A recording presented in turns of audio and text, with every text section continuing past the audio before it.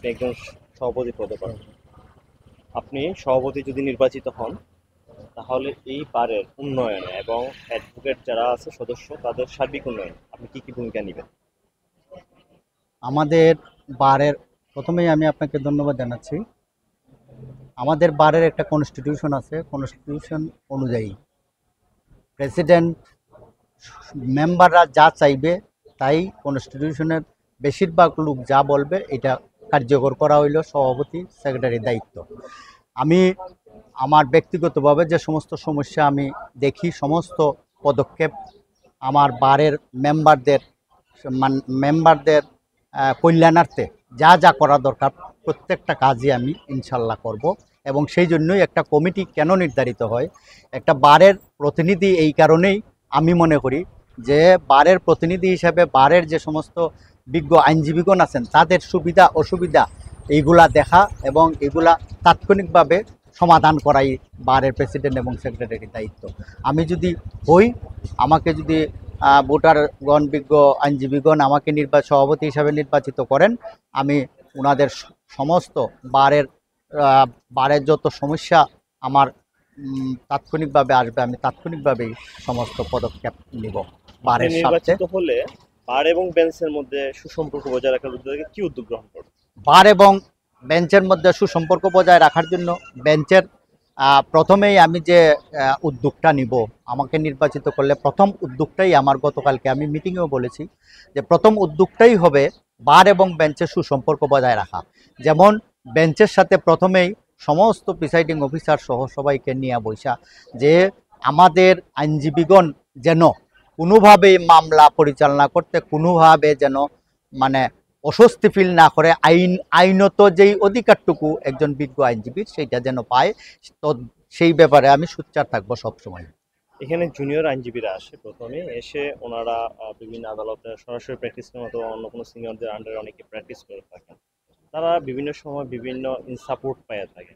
আপনি যদি সভাপতি হিসেবে নির্বাচিত হন, যারা জুনিয়র আসবে, অ্যাডভোকেট জুনিয়র আসবে, তাদের কল্যাণার্থে আপনার কি ভূমিকা থাকবে?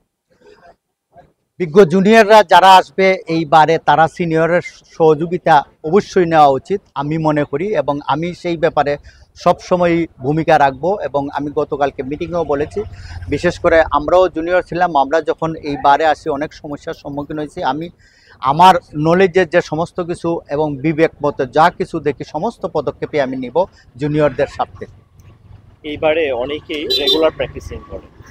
রেগুলার প্র্যাকটিসিং যারা, তারা এই বারে কন্ট্রিবিউশন করে থাকে, ওকালতনামা কিনে, হাজিরা কিনে, বেল বন্ড কিনে অথবা নিষেধাজ্ঞা ফর্ম কিনে, যে কোনোভাবেই তারা এইবারে কন্ট্রিবিউট করে দেয়। কিন্তু এইবারে অনেকেই সদস্য আছেন যারা নন প্র্যাকটিশনার, যারা এই পেশায় এখানে সদস্য পদ নিয়ে তারা দেখা গেল বিভিন্ন এনজিওতে চাকরি করতে হবে, সরকারি চাকরি করতে হবে। তাদের ব্যাপারে আপনি কি উদ্যোগ করতে পারেন? তাদের ব্যাপারে আমাদের সংবিধান অনুযায়ী যদি এই সমস্ত জিনিস আমাদের নোটিশে আনেন, তাহলে সংবিধানে তলবি সভা আহ্বান করে সবার মাধ্যমে সর্বসম্মতিক্রমে যে সিদ্ধান্ত হয় সেইটাই আমি নিব। ইদানিং বারে একটা বিষয় সবাই মুখে মুখে বলতেছে যে বিভিন্ন বারে ঈদ বোনাস, ফেস্টিভ বোনাস, বৈশাখী বোনাস দিয়ে থাকে বিভিন্ন বারে। আমাদের বারে তো বিশাল একটা ফান্ড আছে, ওই ফান্ড থেকে অথবা অন্য কোনোভাবে ফান্ড ক্রিয়েট করে এই বোনাস দেওয়ার ব্যাপারে আপনি কি উদ্যোগ গ্রহণ করছেন? আমি ব্যক্তিগতভাবে মনে করি এটা একটা যুক্তিসঙ্গত দাবি। একজন সরকারি কর্মচারী যেভাবে ঈদ ফেস্টিভ্যাল পায় সেইভাবেই পাওয়া উচিত, এবং এই ব্যাপারেও আমি যথাসাধ্য ভূমিকা রাখবো। যা জেনারেল মিটিংয়ের মাধ্যমে সমস্ত কিছু করতে হবে সংবিধান অনুযায়ী, আমি এটাতে অগ্রণী ভূমিকা রাখবো ইনশাল্লাহ। এইবারে অনেক মহিলা আইনজীবীরা আছেন, জুনিয়র মহিলা আইনজীবীরা আছেন, তাদের অনেক একটাই দাবি যে তাদের একটা নির্দিষ্ট কমন রুম নেই। আপনি যদি নির্বাচিত হয়ে আসেন, তাহলে এই কমন রুমের ব্যাপারে আপনি কি উদ্যোগ করবেন? হ্যাঁ, কমন রুম গতকালকে মিটিংয়ে আমি এই কথাটা বলছি, এটা যুক্তিসঙ্গত দাবি। আমাদের যে সমস্ত সুযোগ সুবিধা আছে, বাথরুম, কমন রুম বা বসার যে সমস্ত স্থান আছে, তাদের পর্যাপ্ত স্থান নাই। কমন রুমের ব্যাপারে আমি উদ্যোগ নিব।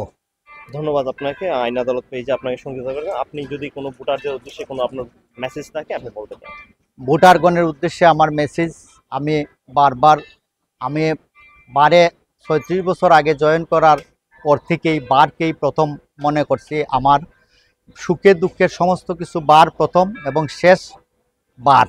আমি মৃত্যুর পরে আমার জন্মস্থানে কিন্তু প্রথম জানাজাটা হবে না, প্রথম জানাজাটা হবে এই কোর্ট প্রিমাইসে, কোর্ট অঙ্গনে আমার জানাজাটা হবে এবং আমার বিজ্ঞ আইনজীবীগণই আমার বাসায় যাবে, এখানে আসবে, আমার জানাজায় শরীক হবে। আমি বিশ্বাস করি প্রথম আমার এইবার, শেষ আমার এইবার। বারের মেম্বারদের প্রতি আমার একটাই অনুরোধ, আমাকে ভোট দিয়ে জয়যুক্ত করুন। আমি ইনশাল্লাহ আপনাদের পাশে থাকবো, আছি ইনশাল্লাহ। ধন্যবাদ সিনিয়র আপনাকে, আপনাকেও ধন্যবাদ, সময় দেওয়ার জন্য। আপনাকেও ধন্যবাদ।